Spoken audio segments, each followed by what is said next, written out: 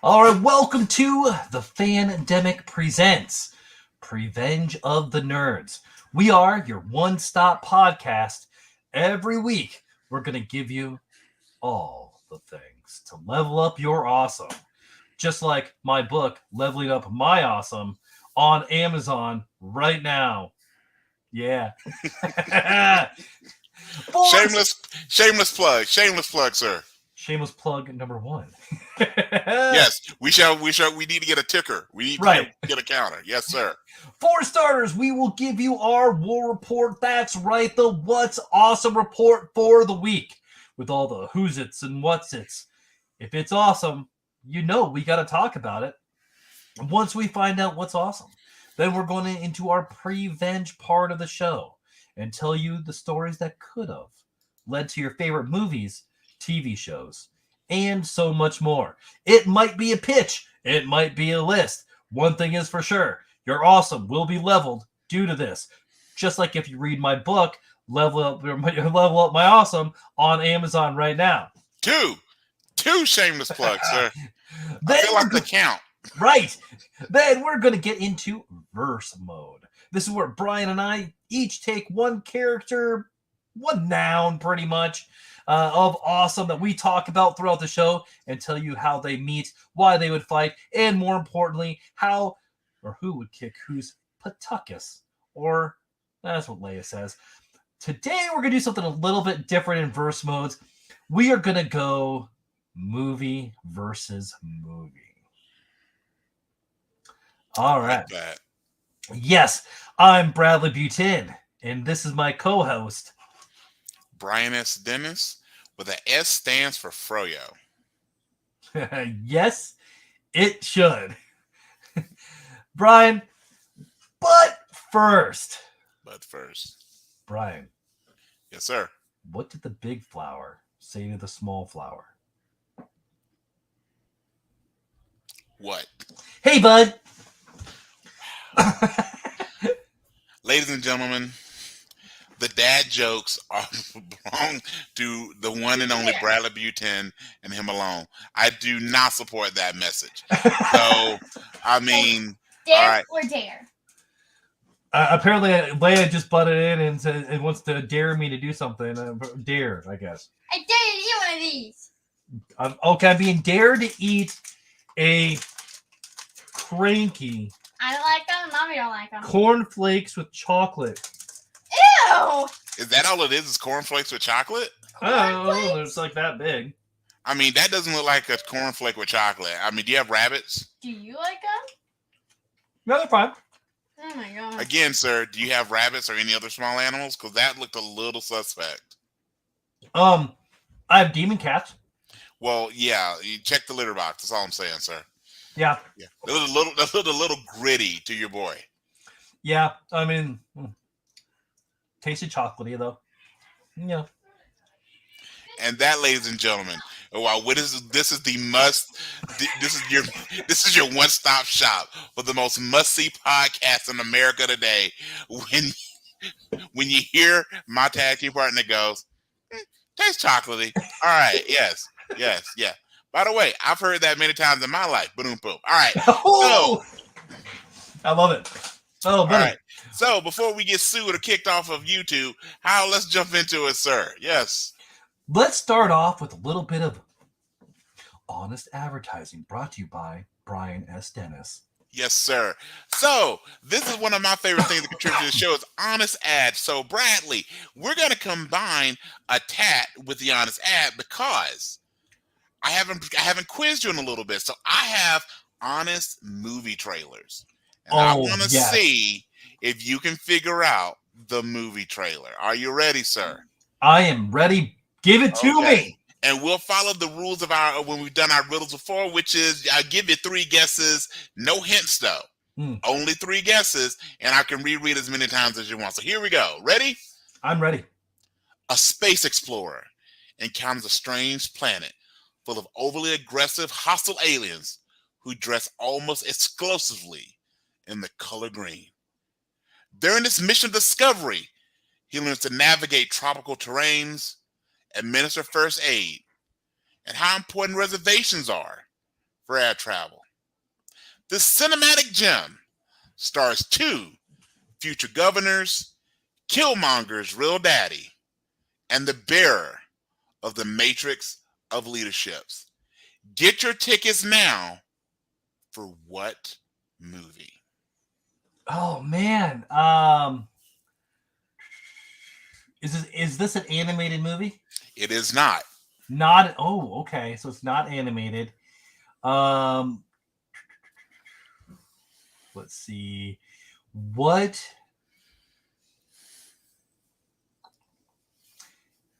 I mean, it's sci-fi, correct? Correct. So that is 2. Okay. Is this my final question? Is this an 80s movie? Yes. Okay. Read it to me again. Sure, sir. A space explorer encounters a strange planet full of overly aggressive hostile aliens who dress almost exclusively in the color green. During its mission of discovery, they learn to navigate tropical terrains, administer first aid, and how important reservations are for air travel. The cinematic gem stars 2 future governors, Killmonger's real daddy, and the bearer of the Matrix of Leadership. Get your tickets now for what film? Is it Predator? Ding, ding, ding. Okay, cool. All right. We had Arnold and we had Jesse Ventura. We also Bobby have Ventura. Carl Weathers, who plays also Apollo Creed and Michael B. Jordan's father in the Creed series. And, of course, the clicking of the Predator is done by one Peter Cullen, who is most famously known for voicing Optimus Prime. There we go, sir. Nice job, sir. Thank you. All right, so Brian, let's get right into the war report, because Brad no one talking. What are we drinking today, by the way, sir? I got the Busch Light Apple. This is a concoction of Sprite. This is how I get them. This is a concoction, not Sprite, excuse me. Diet 7-Up, because calories matter. Mm-hmm. A Kool-Aid packet and gin. So it's working well, sir. I'm glad it's not. I can't do vodka. And me. Yeah. Oh, man, that gives me like heartburn, like you would not believe. I don't have enough combat boost for vodka, so but when in doubt, tequila or gin are my friends. You like that? When in doubt, tequila and gin are my friends. All right, tequila and gin for the win. Nice one, sir. By the way, any alcohol sponsors that are wanting to, sign off to support the podcast, we'll gladly shill any and all of your items. We will do a whole episode of just you and I doing 80s and 90s reference in the form of cheers for about an hour. We can or there used to be a show called, I don't know if you ever saw it, called 3 Sheets. It was on Discovery something where the guy literally would go and sample the local bar fare and would do it like in one day. So by the time he got to the last spot, he was pretty well gone. So in fact, someone paid for his air travel and the bar bill. Now that's the type of career guidance you and I need, sir. Right? I mean, we definitely need to search out those type of sponsors. Be like, hey, yes. How about this PG-13 show that we do on YouTube, Twitch, Facebook, and on Apple? Well, you know what? If you're not getting enough advertising, our small little podcast will make a difference. You know what I'm saying? So, and remember, at Pre-Venge of the Nerds, we inflate your bottom line and our waist. Your grandma, son. Oh. Where do you think Grandma would put the smoothie cap?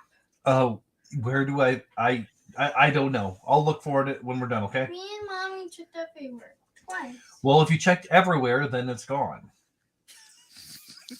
That's what I said. Mommy came up with an idea. Well, what if your grandma put it somewhere when she was here? Look in the cupboard with the other glasses. My mother likes to of put live podcasting, ladies and gentlemen. Right? Yeah, Leia, let's talk in the mic here. What are we looking for? The smoothie cap that Grandma lost. So, Mom, I know you're watching or listening. What did you do with the smoothie cap?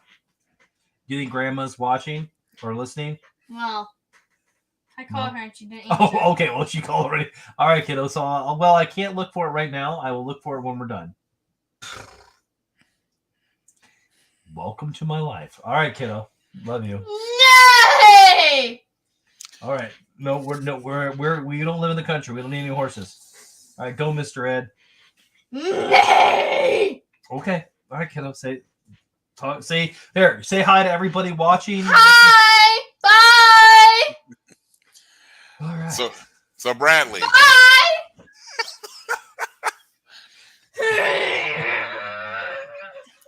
Wow, she is loving today.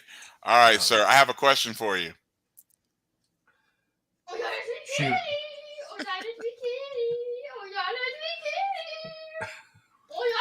I got nothing. She will be back, sir. And again, one day she will rule the world. All right. So here's my question for you, sir.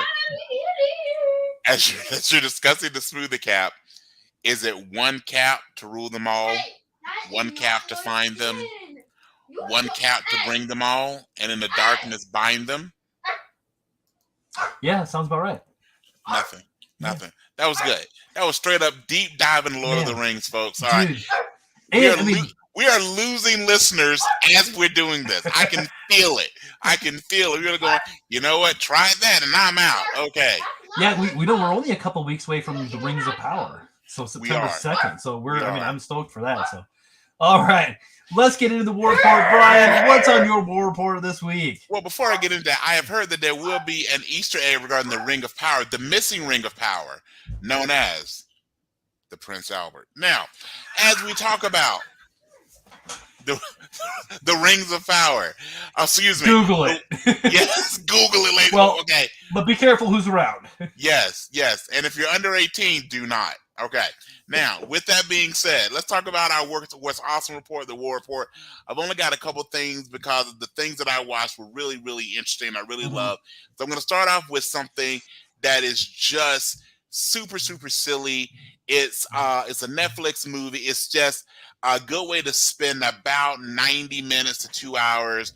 It's fun. It's popcorn, not to be taken seriously. It is the movie Day Shift. So have you heard about Day Shift, Bradley? I absolutely loved it. I watched it this morning, and it's number one on my list this week. Yes. So for those of you who are new to our podcast, one of the things when you've got Brian Dennis on is Brian doesn't sleep very much. So Thursday night into Friday morning, I woke up. It was like 3-something in the morning. I couldn't sleep because that's pretty standard for me. I go, hey, I wonder if Netflix dropped anything. And of course, I saw Day Shift, which I had kind of put in a reminder back in my head, but really hadn't remembered. So Day Shift. So Day Shift is what it sounds like. It revolves around the day shift. Like any good old-fashioned American company, you have a day shift and a night shift. And the day shift folks do simple things like, clean up, Pools, do some filing, clean pools, and of course, hunt vampires. Yeah. Which is the crux of this. This is a great old school, just gory slash 'em. Vampires don't sparkle. They're not, well, they kind of are pretty, depending on the situation. But the idea is that they're not trying to hypnotize us. They're not trying to be our friends. We're food. That's all we are. Yeah. So Jamie Foxx stars in this. So we've got Jamie Foxx. We have Dave Franco, James Franco's little brother, as well as the character known as Big John. Bradley, do you want to share how awesome Big John is for our audience? Oh, man. You can tell that he took some cowboy lessons straight from Blake Shelton and Snoop. With a little Nas X thrown in there. Right. Snoop, D.O., Double G. My gosh. That was... He knocked it out. He's not. I mean, he's probably in it for 15 minutes, and he's Snoop. He's Snoop in it. And no matter what, and he's been in a few. Whether it's solo playing, whether it's Training Day, whether it's this. And if you didn't hear what we said, so the character of Big John is first off, he is a black cowboy who hunts vampires, and he's from the LBC, and he is played by the one and only Snoop D.O. Double G. Snoop Dogg plays a black cowboy vampire hunter from Compton, and all the awesomeness Yeah. that you could imagine that So is. And again, in his actual screen time, he plays like as he should. Yeah. They should have really not had him in this much, and so they don't. So he bookends the movie, and for his 15 to 20 minutes of screen time, he steals He owns it. everything. So again, this is not okay. I'll say this: this is absolutely better than the Twilight series. It is not Bram Stoker's Dracula. It is not Lost Boys. However, there are some Lost Boy references in it. Yes, but it is great that if you're looking for something that if you don't mind gore, if you don't mind violence, by the way, definitely not kid friendly. But if you, as an adult, just want to watch a movie that's really fun, you can sit there, have it on, be entertained. Day Shift, it totally does that. So yeah, really, really loved it. They had some amazing choreographed fight scenes in it. Yes. Oh, dude. So Scott Adkins was one of the spoiler alerts for you. But Scott Adkins was one of the Nazarene brothers. Yes. And and the neighbor girl, that is the girl who's playing Sabine Wren in the Ahsoka show. So okay. I mean, and she kicked. Oh yes. I mean, PG-13. We can say ass. You say ass. Okay, so we'll say ass. She kicks a whole ton of ass in it. Yes. And I was for it, man. And like as well as Steve Howie. So if you know the old show Reba, if you know Shameless, talk about another guy that. So she found it. So apparently it wasn't nowhere. It was somewhere. So it had not been thrown in the mountain. We're talking those really small cabinets above the stove. So for all of us who are in here listening on viewing pleasure, who know exactly what the Buchanan house looks like, Daddy. We do know it's in the small cupboard. So thank you. Yeah. Love you. Love you too. Okay. But again, Steve Howie again from Reba, Shameless, and totally is another guy who is built for action movies. So really, I mean, and by the way, the guy's always been 6+ feet tall. But you ever go back and watch the old Reba show? I think his character's name was Vance. He was the baby daddy, future husband, all that. And then watch him in Shameless, and then watch him in this. The guy's been drinking elk milk or something. Like whenever he's on the Triple H diet. Like he's doing something that he definitely needs to be in more. Yes. And like I mean, I've thought of this for a long time. Scott Adkins really should be Batman. I mean, like, man, that dude, he's just good. Man. I mean, like that house scene when with Jamie Foxx and the Nazarene brothers, and they are just wrecking shit. Yes, and poor Dave Franco. This is going to be an explicit episode, people. And poor Dave Franco, just kind of like trying to keep it together. Yes. Oh man. By the way, Dave Franco's character proves that there's a benefit for the term air dry. Yeah, it does. Good job.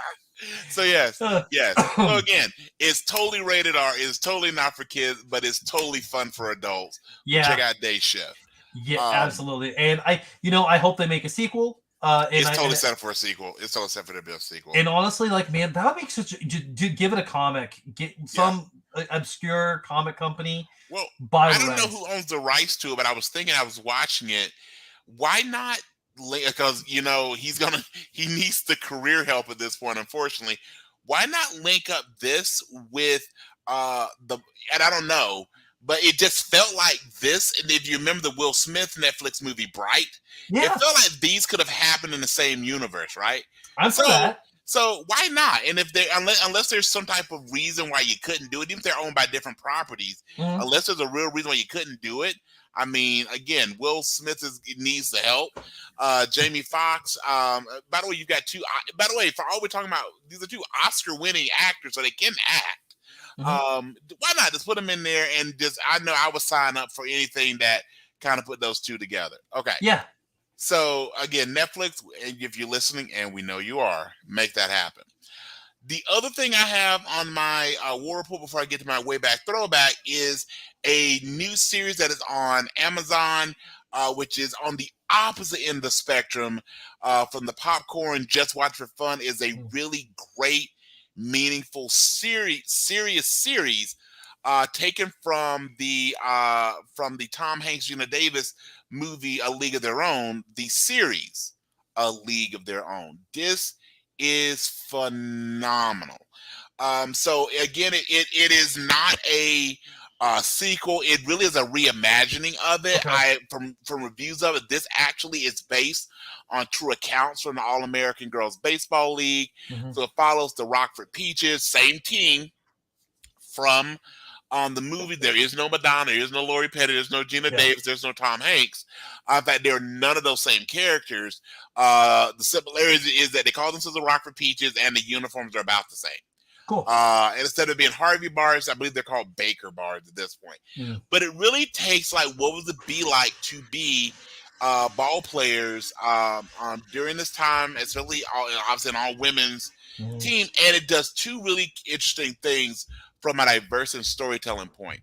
As you can imagine, when in a place where you said very very strict gender roles on what it was to be a woman, and then you add in a sports league that was full of women, they actually talk about a lot of do with sexual orientation and gender identity in the show by various members of the teams, which I thought was really well done. As well as Brad, have you seen the A League of Their Own movie?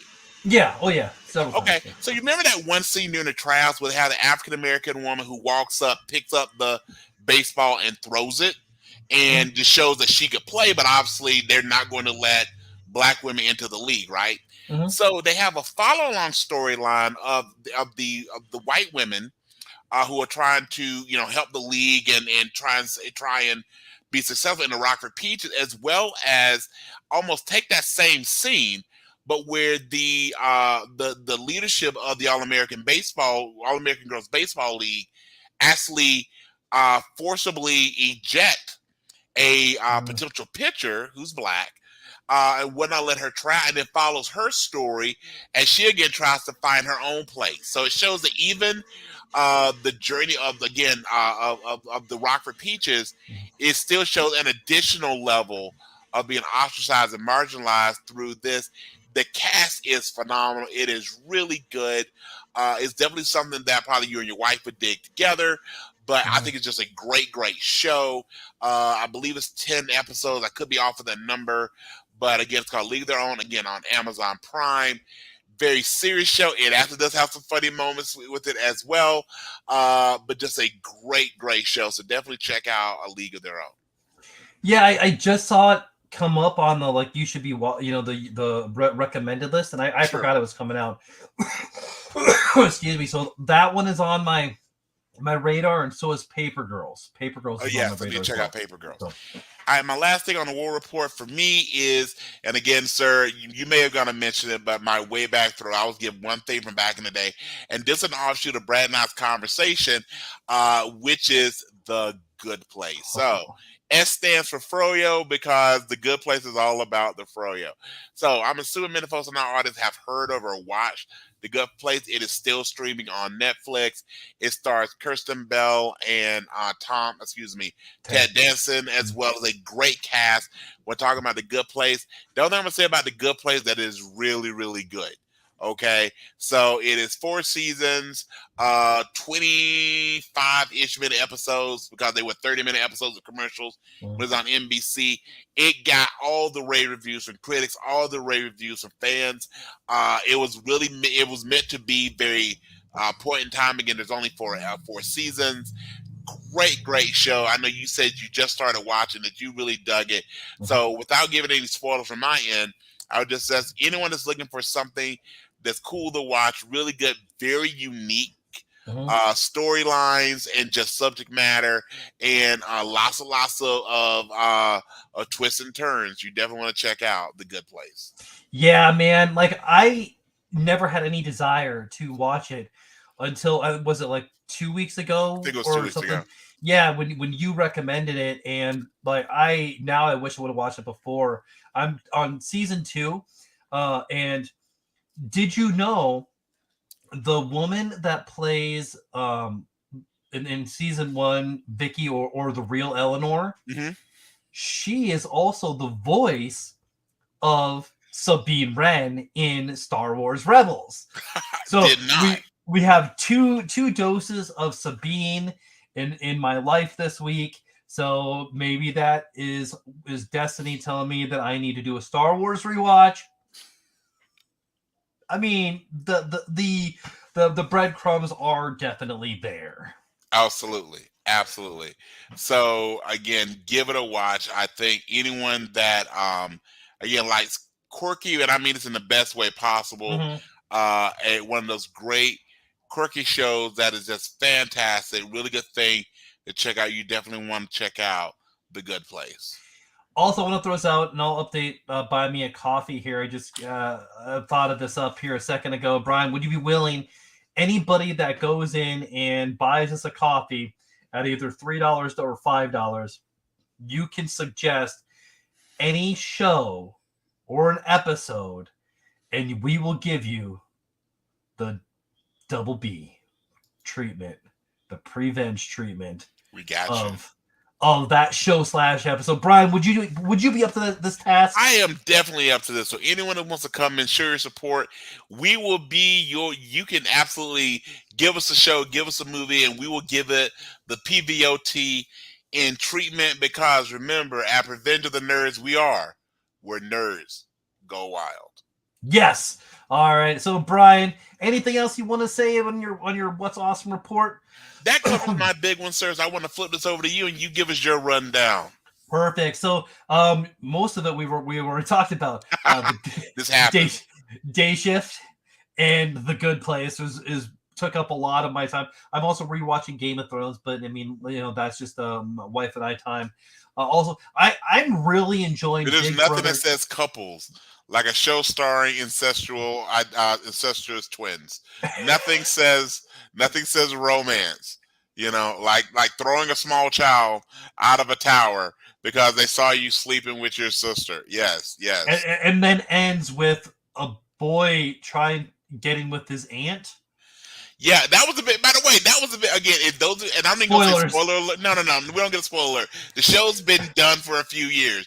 I had someone that I was talking about Harry Potter, and people were like, "Wait, what happened?" No, it's not a spoiler alert. If you wanted to watch, you would have watched it by now. Right. So, but the fact that the love story that we're supposed to all be enamored with between Jon and Daenerys was, yes, him and his auntie.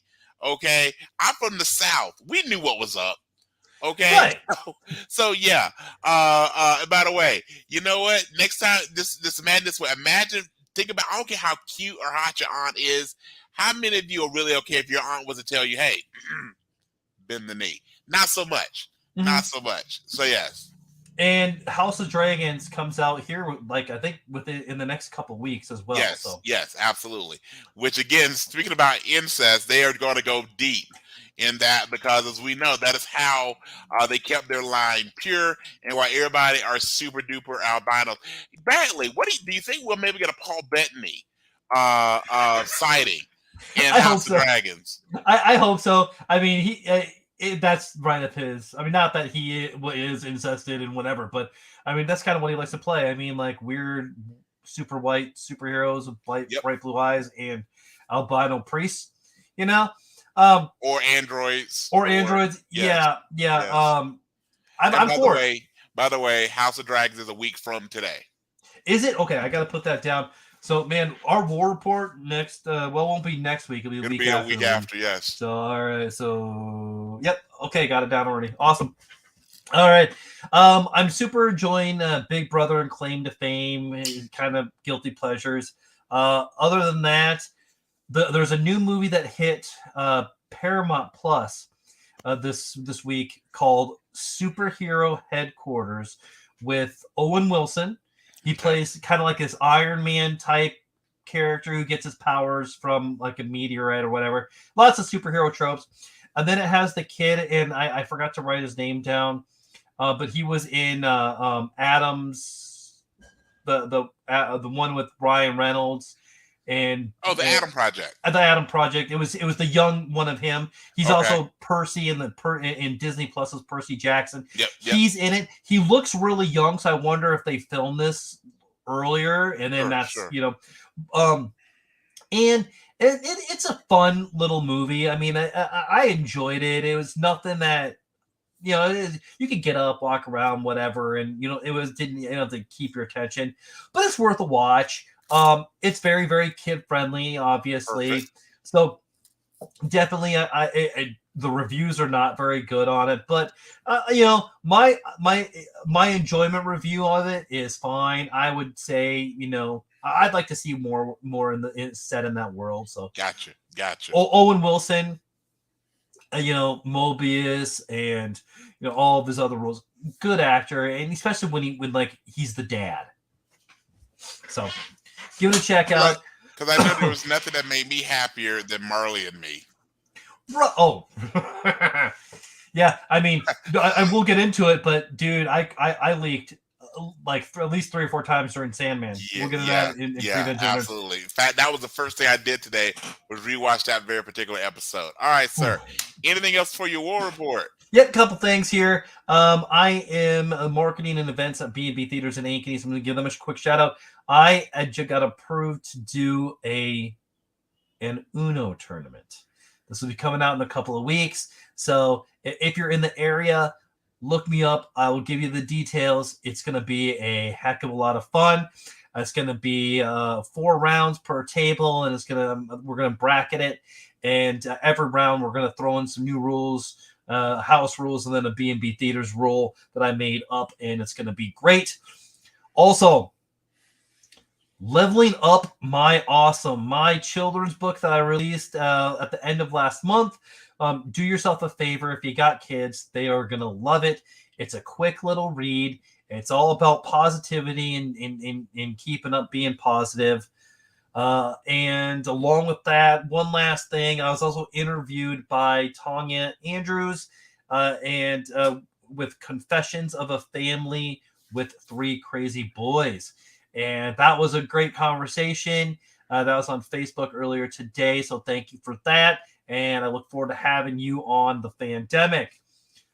Brian, sir, how about a little more honest advertising brought to you by Brian S. Dennis? Yes, sir. Our next film. While we talk about action, let's get all in our feels. The greatest love story of our time follows a young, passionate rebel as he explores his feelings for the ice-cold object of his affections. The appetite of this fast-paced epic will leave you on the edge of your seat as we leave the sector of safety with only a leather jacket, a volleyball, copious amounts of baby oil to keep us company. Put your shades on and buckle up, Buttercup. Are we talking about Top Gun? Yes! Only needed one attempt. All right, but I actually went and saw Top Gun Maverick again. Because it came back. Did it hold up? It holds up, man. Came back out in the big screen, and so me and my brother-in-law went, and Leia actually even liked it, so I was pretty stoked about that. Man, Maverick is so good. And by the way, you cannot watch the original Top Gun, and even with the sequel, definitely watch the original Top Gun. Maverick and Ice, it was there. It was there. Yeah. It was absolutely there. I admit, watching the volleyball scene, I began to just do some self-exploration. That sounded way worse than it did in my head. All right, sir.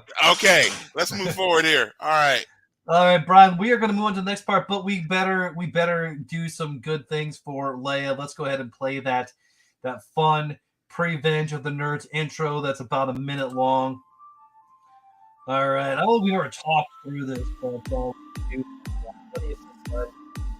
let's get the princess. Get your earphones in, everybody, and everybody hear us out. We are Rob Uton and Brian Dennis, and this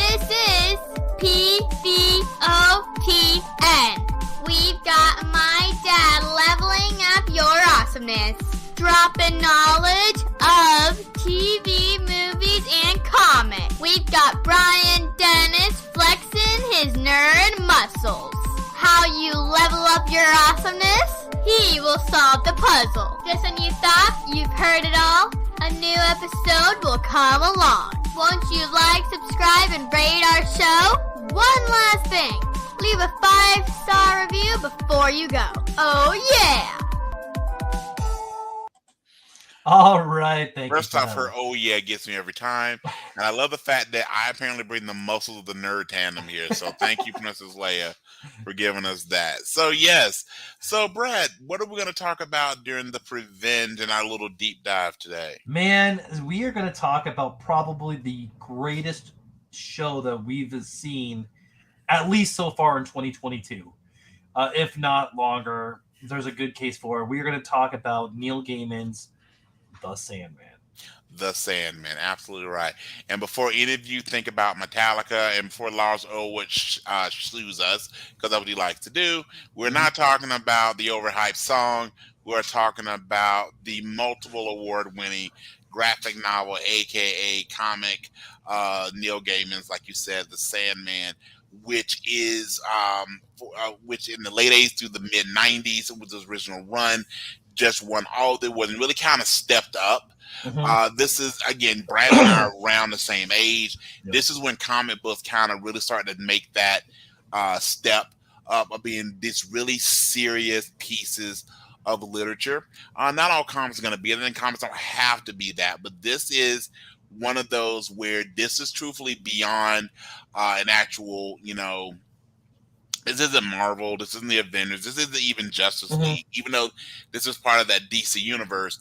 The source material, as well as how this was crafted, really took a huge step up with just beautifully shot, deep storylines, and was just done in a truthfully magnificent, beautiful way. Like you said, probably is the best show I've seen in 2022. For those people that really get into awards and stuff, we'll see. I think there's definitely some people that should be nominated for their acting credentials. But absolutely a great, great show. So we're going to deep dive into The Sandman. Yeah, I mean, the graphic novel, when you think of the best graphic novels that's been written, Sandman, Watchmen, and honestly, those are probably going to be the top two. And I would say after those two would probably be Crisis. Crisis would be up there. I'm personally a big fan of Kingdom Come. There are a few others that are in there as well. I mean, there's some Spawn titles that really fall into that. We've got Todd McFarlane and Neil Gaiman have some connections there. There's a series. I mean, there's the Dark Knight Returns. I mean, there's various that go up there, but really these two will really go up there when you look at just seriousness. And it's not it's not bang pow. It's not waiting on for. And by the way, the super villain or the bad guy doesn't always lose. The good guy doesn't always win. And really, the idea, especially in the idea of Sandman, we really get away from the general concepts of what's good, what's evil, and more just things are what they are, which is a really unique thing. When the first time I read the comics, again, I would have been in my late teens. No one do the math on what that means now. I'd have been in my late teens. Well, no, early teens when the books first came out, and again, just was mesmerized. Hey, this is a comic. This is a thing, and then just so gratefully see this taken and used this way. We've mentioned on podcasts before, the source material for Sandman has actually, some of the characters in Sandman have actually been on both the big and small screens way before Dream of the Endless, and that if you really enjoyed the Keanu Reeves movie Constantine, there was also the Constantine that was the short-lived Constantine show on NBC. I believe the actor actually voices Constantine in the DC animated movies for that character. And of course, if you enjoyed Lucifer, that both of those characters, both John Constantine and Lucifer Morningstar, at least that version of Lucifer Morningstar, also are part of the full canon and universe that Sandman takes place in. Yeah, and so the actor that played him in the show, Matt Ryan, he Yes, actually reprised his role for the CW in Legends of Tomorrow. there it is. Yes, and he's just great at that role. But I mean, it's the CW. It's the soap opera. I mean, Right. you're not going to get the deep. Now, I think he could do it. Oh, excuse me. But I actually really liked Joanna Constantine. Constantine. Yeah, Yes. I'm sorry, but they made very good. They made sure to make a point of Joanna Constantine. That's actually some of the things we'd even talk about when looking at this. Is I think it was a show. Again, this is not a community which I'm a part of, but they really, I think, took the ideas of sexuality, gender identity, LGBTQ plus, and really integrated that with some of the choices that they made. And I shouldn't say it like that, as much they honestly, especially with Desire, really were faithful to the comic. I mean, I believe the original comic came out in '89, so these are things that we really saw taking place that were not talked about nearly as openly as they are now, and with some of the casting choices that they did, especially with Joanna Constantine, as well as the depiction of Lucifer Morningstar. So, just again, great ways in which they handled that. Yeah, man, and like there's ways that you could tell when you're the writers, and there's ways to do those things correctly. Right. And there's wrong ways to, and a lot of places get it wrong. This 100% got it right, where it's like, man, this is just amazing. We do have a comment there. So, what are our thoughts on the new Predator movie, Prey? And okay. What are you thinking there, buddy? All right. So first off, this is the reason why if you missed one episode, you need to check it out. We dove into this in our war report.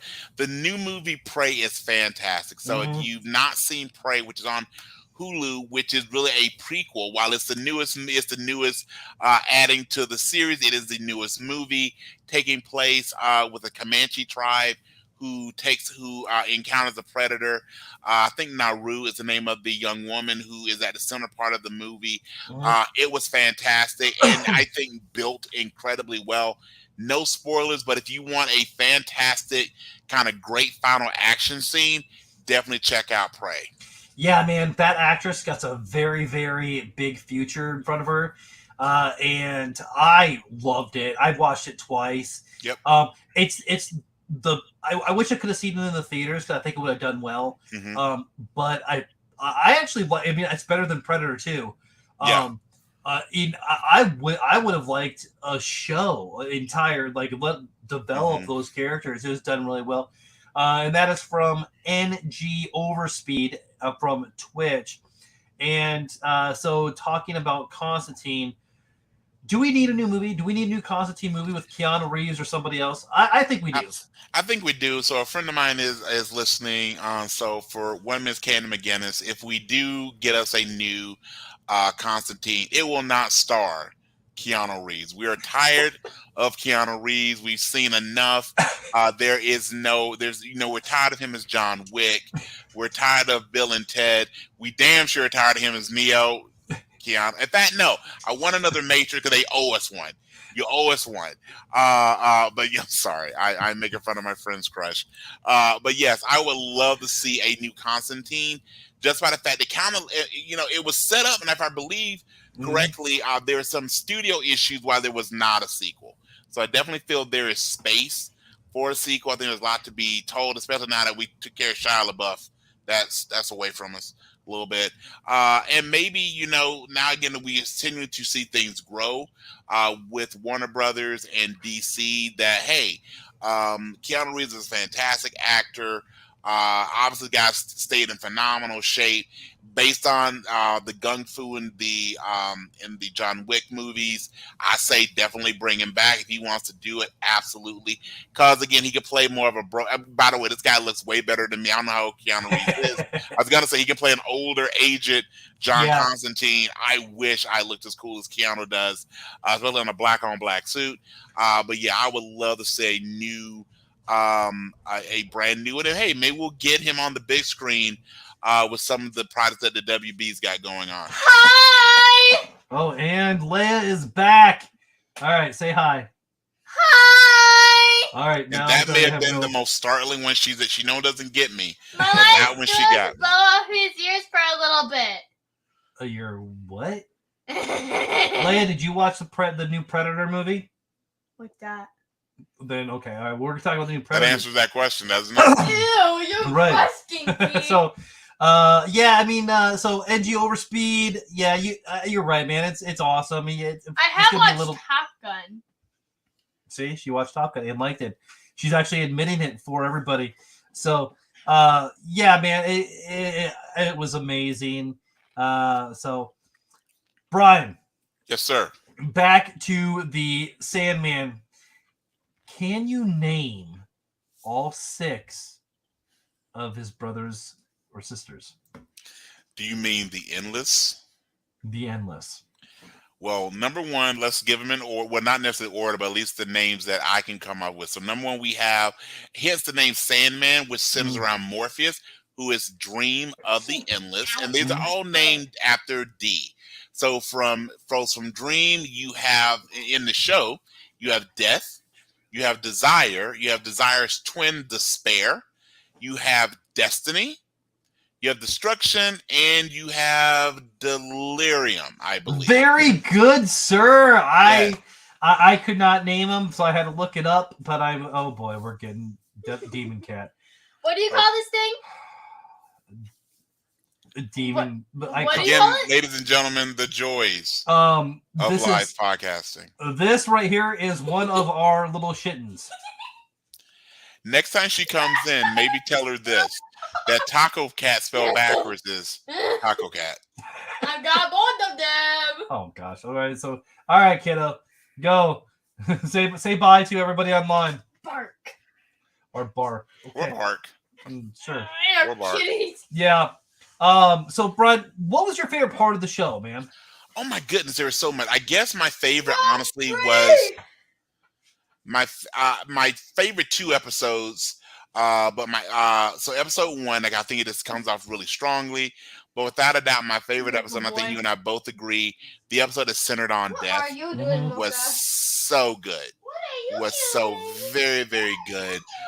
Number one, it was one of those. It was one of the longer episodes, so that's the thing too. If you've not seen it, what I think is great that the episodes are not consistent length.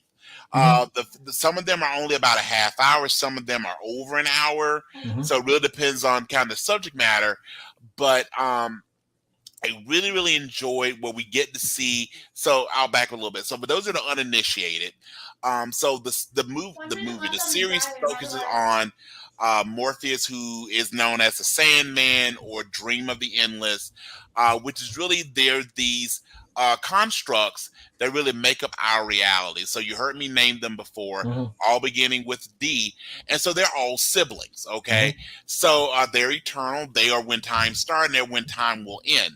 So we see Dream living a fairly solitary existence, except for people who are really his servants.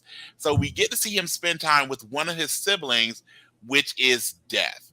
And in this episode, we really got to see, again, masterfully done, of just the different ways that individuals encounter death and really how death views being death. It's really, the show has a lot of kind of things where the Endless really think about their roles and, as they would say, their functions and what does this mean. And you get to see Death really talk so thoughtfully about what it is to be death, and I think that was just done so masterfully. And Brad, I will say, when I rewatched the episode today, while the baby did not get me the first time, you cursed me, you hexed me, sir. totally. There was some leakage there. Oh boy, I mean, just the setup for that, man, and like the reasoning, and like I think like that is one of the most touching episodes of TV that I have had in a long, long time. Just man, that one was powerful. That one was so powerful. You will also, I will not tell you who, but as you are exploring the Good Place, Mhm. there's actually the actress that plays Death also has a role in the Good Place. I will say this, that she has not happened yet, but Kirby Howe Baptiste, who plays Death, Mhm. also has a significant role in the later seasons of The Good Place, and I think you'll find it kind of ironic, her role in The Good Place. Awesome! I can't wait. Oh, right. So back on the Sandman. Do you think that the Sandman should be integrated into the greater DC universe? I do, but here's how I would do it. I would integrate aspects of the Sandman. So I Mhm. want to give you a short answer. I don't think it'll be that short. So again, I'm someone that really loves the books. I read different articles about it, and so Sandman weaves together a lot of other characters that are significant in the DC universe, and he's very much, as the Endless should be, he's very much felt but rarely seen, and that's the Mhm. point of the Endless, right? So perfect example would be, again, for those who have not seen the show, spoiler alert, but actually one of the characters, Lita Hall, is actually the daughter of Wonder Woman. Yeah. The guy Or that she, is it yeah, Hippolyta? Hippolyta, yes, Yeah, Lita so is Wonder short Woman's to sister. Hippolyta. Yep. Yeah. When her husband Hector Hall is actually the child of Hawkman and Hawkgirl, and Despair, which I told you I had a great little piece of it. Despair is actually Despair's greatest accomplishment of causing the most despair. We look at her greatest act as her function of despair was causing the destruction of Krypton. That's pretty awesome. And where were the Green Lanterns when all this is going on? Sitting Well, there on Oa, taking their oaths. Desire has golden eyes, which is an offshoot of yellow. So I wonder how well that will work. So Right. So your actual question is, should Dream be integrated? I would love to see them integrate like pieces Right. of that, Mhm. and then eventually have, again, we talked, I think we pre-venged this last week, that you are going to build towards a big kind of Avenger-esque type movie where they're trying to fight the ultimate big bad in the DC universe, which would be Darkseid. How awesome would it be if they did a Crisis on Infinite Earths type deal? How awesome would it be to find out the one thing that's more powerful than a god, which is a dream, and then have him show up just looking straight up like the Cure with good skin, and making it happen. I mean, you would think that oh god, Darkseid's got a dream. I mean, he dreams about taking over the new gods. Yes. What's the name of the planet? I can't think of it off the man. Oh, New Genesis. New Genesis, yeah. By the way, did you capture, again, this is a spoiler alert for people, but in the battle between Lucifer and Dream, do you remember Lucifer's final form that almost defeated Dream? What did Lucifer call themselves? Wasn't it a direwolf? No, that was one of the first ones, the last one. They called themselves Anti-Life. Oh, that's right. Okay. Yeah. And if you get the connection, Anti-Life is actually one of the things that Darkseid is searching for. Yeah, in the form of an equation. Yes, So the like, anti-life equation. So for those math. that are math geeks, spoiler alert. All right. So if you don't know the anti-life equation, it is A squared plus B squared equals C squared. Thank you, NG Overspeed. Okay. Yeah. my wife is an accountant, and my brother-in-law is an actuary. I think I need to be talking to them about this whole anti-life thing. It's one of them, Mr. Miracle. Mr. Miracle is awesome, and I wish that they would do something more with Mr. Miracle. Man, by the way, that is the worst alter ego ever. Who are you? I'm Scott Free. Really? Right? Yeah, that is not your real name. Okay. They did a Mr. Miracle. Tom King wrote a Mr. Miracle comic, so probably 3 or 4 years ago now, and it is some of the best comic ever. It's all about Scott Free trying to escape the one thing he can't escape, which is life. Right. And I'll tell you what, man, that's one of my favorite all-time comics. So, so good. I have it, Brian. I'll have to let you borrow it. I would love it. It's so good. Oh man.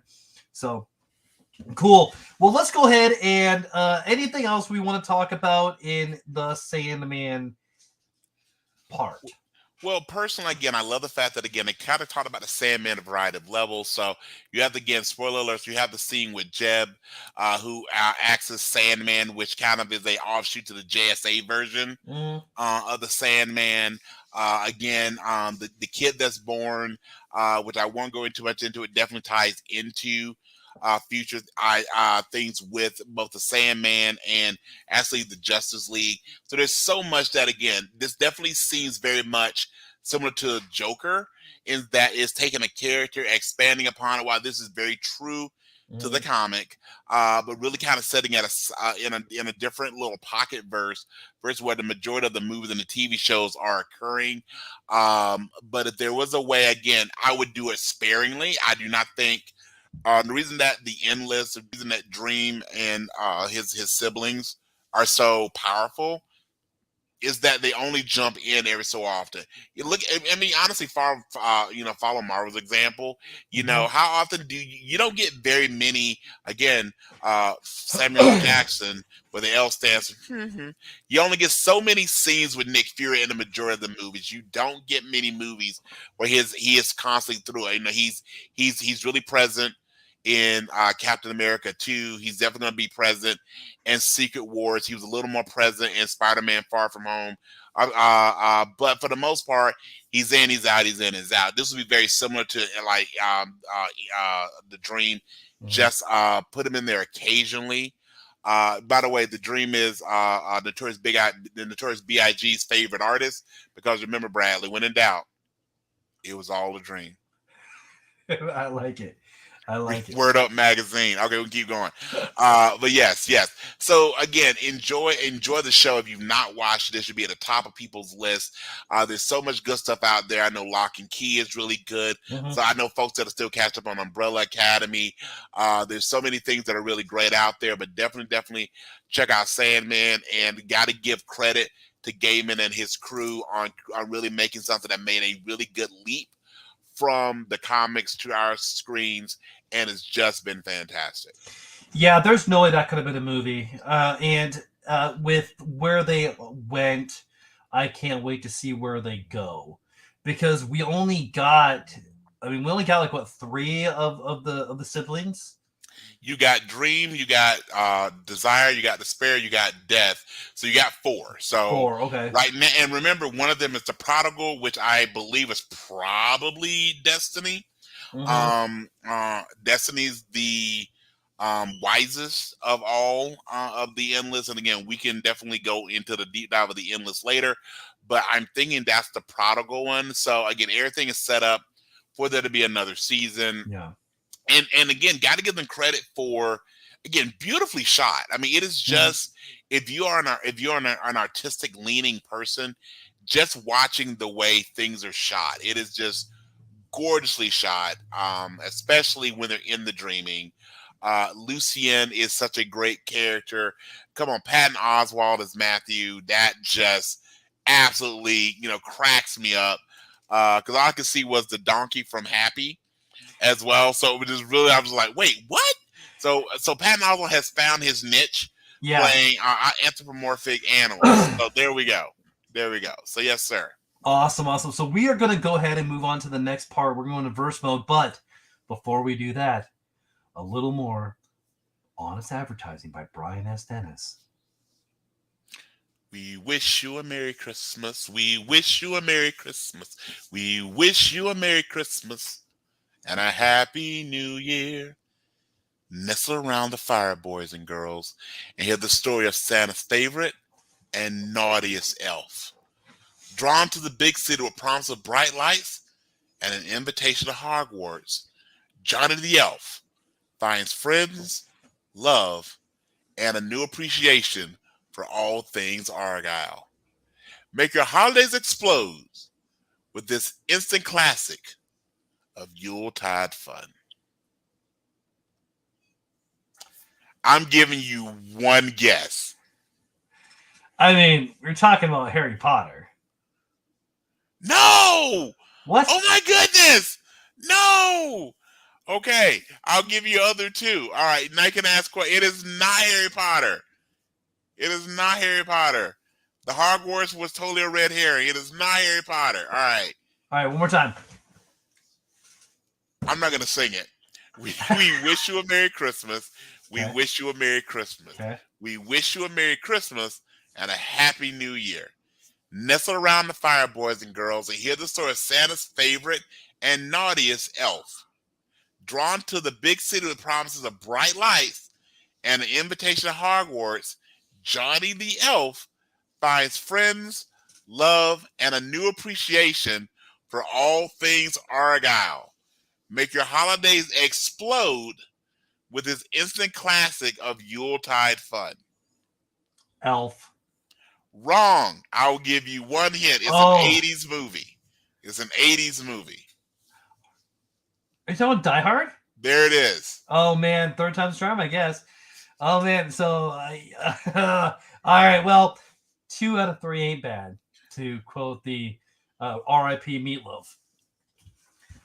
And is it meatloaf because that's what we had for dinner a week or so ago? Or is it... Never mind. And I would do anything for love. But I won't do that. What the hell is the that? What is the that? That's a good question. What is the that? I mean, like turn into a beast and... I mean... But he's married to the girl in real life. I mean, is it bringing things with candles? Is it food stuff? Like, what is it? Fight clubs? I mean, what is that he want? What he want? And did you hear that they had to make the booth smaller for Fight Club? Now.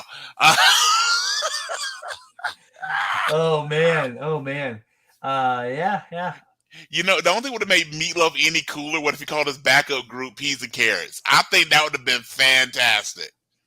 There's a good case that should have been a thing. Yes. Yeah. So again, for any folks listening, tell us what you think was the one thing that Meatloaf would not do for. Was it cardio? Like, what was it? What? Singing without a fan in front of him. There was years ago when I was a kid, in the back of the comics, they was doing like this. It really was like this awareness for like gangs or bullying or something. But there was this really short panel at the back of a bunch of comics. I think they were Marvel, and it had actually Meatloaf, and it was Meatloaf trying to like talk about awareness and everybody's special, all these great things. But even the artists, Brad, I swear, I wish I could find. I'm just gonna be a mission for me to find it. But even in the artist, when it's showing, because he immediately got, I'm going to sing this song to support all my fans out there. Every pane that showed Meatloaf, remember, this is drawn. So he could have looked in the way they wanted to. Meatloaf is sweating profusely. So even in the artist's mind, they have him just drenched in sweat. So, and remember, his name was Robert Paulson. Oh, buddy, I love it. And we worked in our 80s and 90s stuff. Yes. So yes. Good. Yes. So, Brian, 4-verse mode today. Sure. I'm going to say a movie, and I want you to come up with a movie that you think that you want to fight me with. Okay. What's going to be a better? The topic is going to be superhero movies, but it can't be from Marvel, the big one. So it can't be from Marvel or DC. I am going to take a movie that is kind of related to a raven, but a crow. The Crow, the good one. Not we're not going to do the Evan Furlong. Honestly, the second one wasn't horrible. Mm-hmm. But yeah, City of Angels wasn't that bad. I mean, it had a decent soundtrack at least. But you know what they said, the last thing to go through Brandon Lee's mind, right? The floor. So, oh, R.I.P. Okay. You know what? Yeah. Okay. I was gonna say Brandon, the Lee estate. Don't sue us. You know that's okay. All right. So you got The Crow. All right. Perfect. I know my movie when you're ready. All right. What's your movie? My movie. Since you're gonna take The Crow, I'm going to take The Last Dragon, starring the one and only Bruce Leroy. Yes. Okay. I mean, Eric Draven can't die. So unless Bruce Leroy figures out that he gets his power from the Crow. But he has the glow. He does have the glow. He's the one. He is a one. He gets to make out with Vanity back when Vanity was Vanity. Come on, man. I mean, fair. His little sister is Rudy Huxtable. Was it really? Yeah, dude, her first role. Go back, not Tempest Blood. So Keisha Knight Pulliam, that was her first role. They only show her in a few scenes, but she's the baby. That is again. Please tell me people in our audience have heard of The Last Dragon. You not go watch. Go way before, because again, in African American culture, he was our Karate Kid. Like we didn't understand. We didn't know where Rosita was. Okay, so we was like, wait, this dude's from Brooklyn. All right, we can relate to that. And honestly, like if you haven't watched it, you should watch it. It is a cult classic. It is a cult classic. Great martial arts. Soundtrack. It should have got sequels. It should have got sequels. They were remaking it, and you know who was cast as Sho'nuff? Who? I kid you not. The one, the only, the patron saint of Pre-Venge of the Nerds, Samuel L. Jackson, where the L stands for. He was the only. I believe because I'm sure the project has died many deaths now with his commitments to Marvel. But legitimately, he was the first, and I think at that point only person that was securely cast was Samuel Jackson was going to play Sho'nuff. And I was like, of course. But if you've not seen The Last Dragon, it's worth it for no other than this. When the bad guy literally says, "Kiss my Converse." Now that is the ultimate smack talk when you can tell someone to kiss your Converse. All right. So I said what I said. My pick still is Bruce Leroy in The Last Dragon. And go ahead, bring Eric Draven on, because here's the deal. Eric Draven is just like that overly sappy, try to make a ballad out of it. Like if Creed was a superhero, it would be Eric Draven. Okay, Daughtry, remember Daughtry? Yeah, if Daughtry didn't win American Idol, but had his soul infused with a raven, with a crow, then that's who we go. He didn't win American Idol. I think he got like second or third. Well, if he wasn't on American Idol, you know what I'm going, man. I know. Right? Yes, okay. All right, so in the comments, you let me know who would win in a fight. We can say what's a better movie. Who'd win in a fight? Eric Draven from The Crow or The Last Dragon, Bruce Leroy. Both are amazing movies. You should definitely. Oh, and if you haven't seen both movies, your pick doesn't count. Absolutely. Unless you're picking Bruce Leroy, then we'll I will take all the picks that I have. I will take all the picks for one. Bruce Leroy. Also, it had the soundtrack was done by Barry Gordy. I mean, it's one of those great. It's really one of those movies that is under. It didn't get nearly it got a lot of love, but movies just weren't nearly as iconic as they are now. It definitely deserves a reboot, as does The Crow. Yeah, we're getting that. But. Yeah, so we'll get that. Maybe Michael B. Jordan. I could see him totally as Bruce Leroy, and again, maybe you can pull Sam. Sam, we're not going to ask you to do a lot. I mean, we're not going to ask you to do a whole bunch of jumping. All right, just come back with the hair receding afro, with the jerry curl, like all the actors. And because I want to set in the 80s, I don't want them to do it it has now. to. It has It to. has to be set in the 80s. Right. And right. again, just give me one Sam. Just give me. I'm tired of Converse and it's you know. That's all I want. That's all I want, folks. And Bruce Leroy to do a crane kick. Dude. Okay. How about this? If he wins the fight with the crane kick against a crow. Sir. That was pretty good. Sir. I'm not going to say you win, but that was pretty good. Sir. There it is. There it is, sir. You know, because I can see it now, you know, possibly like Bruce Leroy's master was maybe Miyagi's cousin, and so they didn't so you know they had some issues over, you know, something going on in Okinawa, you know, like, so then he went, you know, and it was just all those great things that we have. So yes, Pre-Venge verse. Feel free to tell us, who do you think will win, the immortal soul of a dead rocker or a brother who turned yellow when he did karate? I mean, whatever. Okay. Yeah. So I think it's a fair fight. I think it's a flip of the coin. 50-50. I think it's a fair fight too, as well. So, all right, Brian, sir, where can we get a hold of you, sir? Well, you can always find me on Facebook, Brian Steven Dennis. That's my big social media platform. Give me a follow, give me a friend request.